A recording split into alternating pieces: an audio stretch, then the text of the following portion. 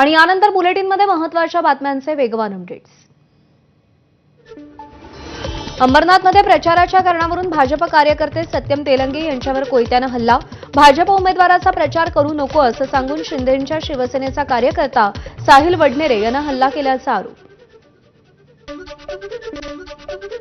बीडमध्ये शरद पवारांच्या राष्ट्रवादीच्या पदाधिकाऱ्यावर जीवघेणा हल्ला। अहिल्यानगर बीड जिल्ह्याच्या सीमेलगत मांदगाव जवळच्या रस्त्यावर घटना। दरम्यान हल्ला कोणी आणि का केला या संदर्भात अजूनही अस्पष्टता। लोणावळ्यामध्ये भाजपचे उमेदवार निवडून द्या, निकालानंतर लगेच बैठक घेतो आणि तुमचे प्रश्न मार्गी लावतो, मंत्री चंद्रशेखर बावनकुळेंचं वक्तव्य। यावरून बावनकुळेंनी मतदारांना प्रलोभन दिल्याची चर्चा। अर्थकारण करून निवडणुका जिंकण्याचा सत्ताधाऱ्यांचा उद्देश। निधी आणि तिजोरीच्या चाव्यांबाबतच्या सत्ताधाऱ्यांच्या वक्तव्यावर शरद पवारांचे टीकास्त्र। या निवडणुकीमध्ये ठिकठिकाणी गट झाल्याचं दिसतंय, हे पहिल्यांदा होत आहे अशी ही प्रतिक्रिया। निलेश राणेंनी केलेला प्रयत्न कौतुकास्पद असल्याचं म्हणत दीपक केसरकरांकडून निलेश राणेंचं कौतुक। तर पैशांचा वापर करून निवडणुका लढल्यास जिल्ह्याची संस्कृती बिघडेल असंही केसरकरांचं वक्तव्य। पैसे वाटपाशी भाजपचा संबंध नाही, निलेश राणेंच्या आरोपावर सिंधुदुर्ग भाजप जिल्हाध्यक्षांचं स्पष्टीकरण। तर निलेश राणे रडीचा डाव खेळत असल्याचीही प्रभाकर सावंत यांची टीका। मतदारांना आकर्षित करण्यासाठी सत्ताधाऱ्यांनी केलेल्या वक्तव्याविरोधात राष्ट्रवादी शरदचंद्र पवार पक्ष आक्रमक। धाराशिवमध्ये अजित पवार, चंद्रकांत पाटील, एकनाथ शिंदेंच्या विरोधात राष्ट्रवादी शरद पवार पक्षाकडून निवडणूक आयोगात तक्रार दाखल। सत्तेत असताना मलिदा खायचा आणि नंतर त्याचाच वापर करून निवडणुका जिंकायच्या, हा भाजपचा विजयाचा फॉर्म्युला। सिंधुदुर्गातील पैसे वाटपाच्या आरोपावर रोहित पवारांचे टीकास्त्र।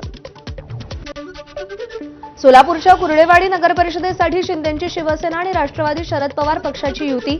भविष्याची ही युती नांदी ठरू शकेल असं राष्ट्रवादी शरदचंद्र पवार पक्षाचे प्रदेशाध्यक्ष शशिकांत शिंदेंचं वक्तव्य।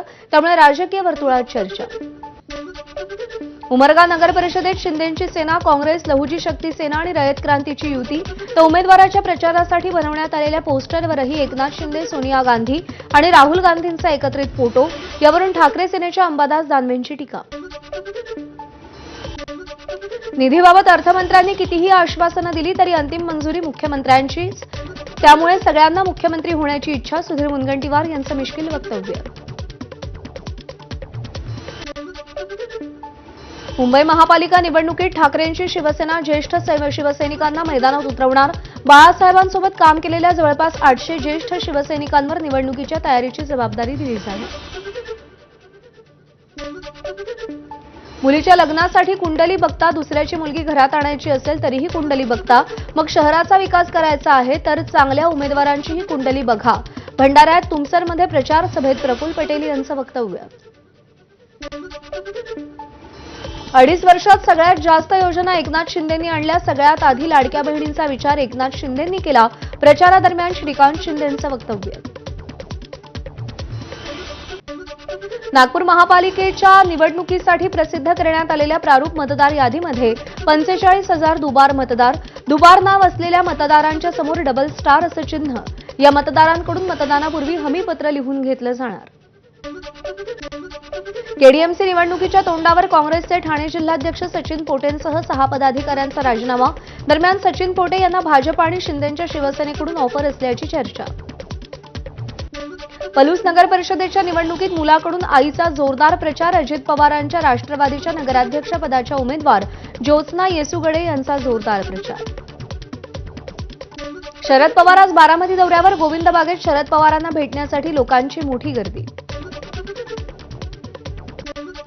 मराठा एकीकरण समितीनं राज्य परिवहन मंत्र्यांची भेट घेतली। एसटीच्या लोगोमधील काही ठिकाणी जय महाराष्ट्र नाव हटवलं। तसंच एसटीमधील सूचनांमध्ये हिंदी भाषेला प्राधान्य दिल्याची तक्रार। साताऱ्याच्या म्हसवडमध्ये सोशल मीडियावर प्रक्षोभक गाण्यासह कोयता तलवारी हातात घेत दहशत माजवण्याचा प्रयत्न। पोलिसांनी गरुड गँगच्या चौघांना ताब्यात घेऊन धिंड काढली, तर कोयता तलवारी यासारखी घातक शस्त्र ताब्यात घेतली। नाशिकच्या सातपूरमधील ओरा बारच्या गोळीबार प्रकरणी लोंढे टोळीतील दोघे ताब्यात। दोघांवर मोका अंतर्गत कारवाई। तर या प्रकरणी आरपीआय नेता प्रकाश लोंढे यांचा मुलगा भूषण लोंढे अद्यापही फरार। अभिनेता सलमान खानच्या वांद्रे येथील गॅलेक्सी अपार्टमेंट समोर झालेल्या गोळीबाराचं प्रकरण 5 जणांवर आरोप निश्चित, तर लॉरेन्स बिश्नोई, अनमोल बिश्नोई आणि रावताराम स्वामी यांची पोलिसांकडून वॉन्टेड आरोपी म्हणून दाखल. नाशिकमध्ये नवविवाहितेनं विषप्राशन करून आत्महत्या केली. पतीसह सासू आणि नणंदेकडून वारंवार चारित्र्यावर संशय घेत मानसिक छळ केला जात असल्यानं आत्महत्या केल्याची सुसाईड नोट, गुन्हा दाखल. सोशल मीडिया इन्फ्लुएन्सर ऑरीची ड्रग्ज प्रकरणात मुंबई पोलिसांकडून चौकशी. ऑरीकडून असमाधानकारक उत्तरं देण्यात आल्याची पोलीस सूत्रांची माहिती. पुढच्या आठवड्यात ऑरी आणि सिद्धांत कपूरला पुन्हा चौकशीसाठी बोलवणार असल्याचीही सूत्रांची माहिती. नवी मुंबईमध्ये घरकाम करणाऱ्या 60 महिलांची खारघर पोलिसांकडून चौकशी.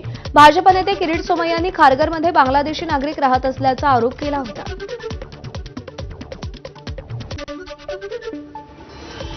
3 वर्षांचा चिमुकला पहिल्या मजल्यावरून घराच्या गॅलरीतून तोल जाऊन खाली पडला.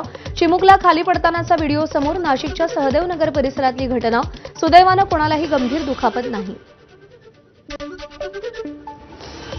सोलापूरच्या बार्शी तालुक्यातील शेळगावमध्ये 4 वर्षीय चिमुकल्याचा ट्रॅक्टरसह विहिरीत पडल्यानं मृत्यू. शिवराज शेरखाने या चिमुकल्यानं खेळता खेळता चुकून ट्रॅक्टरचा गिअर टाकल्यानं ट्रॅक्टर विहिरीत कोसळल्यानं दुर्घटना. सांगलीमध्ये शॉर्ट सर्किटनं एका मोबाईल दुकानात आग. अग्निशमन दलाकडून आगीवर नियंत्रण. दुकानदाराचं या आगीत लाखो रुपयांचं नुकसान. वरळी सिलिंकवर एका चालत्या गाडीला आग. आगीमध्ये संपूर्ण गाडी जळून खाक. आग नेमकी कशामुळे लागली ते मात्र अस्पष्ट. नवेगाव नागझिरा व्याघ्र प्रकल्पात चितळांच्या व्यवस्थापनासाठी स्थलांतराचा महत्त्वाचा टप्पा पूर्ण. 73 चितळांचं सुरक्षित पुनर्वसन, यामध्ये 63 नर आणि 10 मादींचा समावेश. सज्जनगडावरून समर्थ रामदास स्वामींच्या पादुकांचा भिक्षा प्रचार दौरा सुरू. 28 जानेवारीपर्यंत सातारा, सांगवी, पुणे, नंदुरबार, अमळनेर, चाळीसगाव, धुळे, अहिल्यानगर या शहरातून पादुका फिरणार. भाजपचे राष्ट्रीय अध्यक्ष जे.पी. नड्डांच्या निवासस्थानी डिनर पार्टी. बिहार निवडणुकीच्या प्रचाराची धुरा सांभाळणाऱ्या सगळ्या नेत्यांची उपस्थिती. यावेळी अमित शहांनी मिशन बंगालचा नारा दिलाय. रेल्वेच्या एसी डब्यात मॅगी करणाऱ्या महिलेनं माफी मागितली. यापुढे अशी चूक करणार नाही. सोशल मीडियावर माफी मागितली. व्हिडिओ व्हायरल होताच रेल्वे प्रशासनानं कारवाई केली होती. अमेरिकेच्या व्हाईट हाऊसजवळ झालेल्या गोळीबारामुळे अमेरिकेत भीतीचं वातावरण. गोळीबारात 2 नॅशनल गार्ड अधिकाऱ्यांचा मृत्यू. पोलिसांनी संशयिताला ताब्यात घेतलं. सदर व्यक्ती अफगाण नागरिक असल्याची माहिती. हाँगकाँगच्या ताइपोमधील रहिवासी इमारतीला भीषण आग. आगीमध्ये 44 जणांचा होरपळून मृत्यू. 300 जण बेपत्ता. 700 जणांना सुरक्षित बाहेर काढण्यात आलंय.